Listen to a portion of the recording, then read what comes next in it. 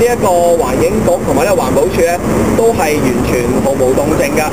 咁根據呢 Professor Hadley 嘅呢一個達利指數所統計計算出嚟咧，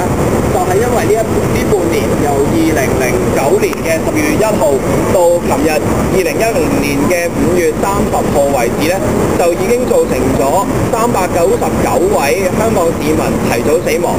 亦都有3萬幾個求院個案啦，300幾個嘅呢一個哮喘個案，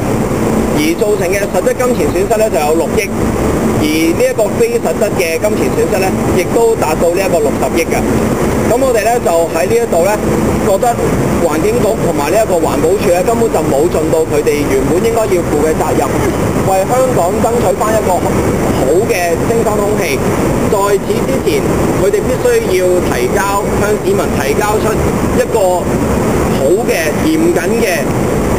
向住世衛嘅 AQG 呢一個空氣質素指引嘅呢一個指標嘅空氣質素俾香港市民。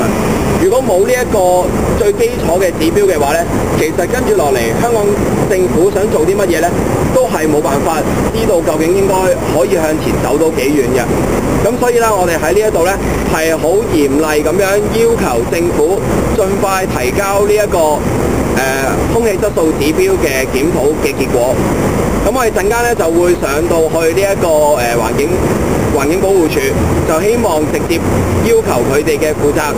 職員咧，就要求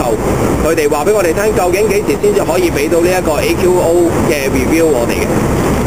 咁為咗紀念翻呢半年嚟呢399位因為香港空氣污染而提早死亡嘅人士咧，我哋而家咧就係會為佢哋默哀1分鐘嘅。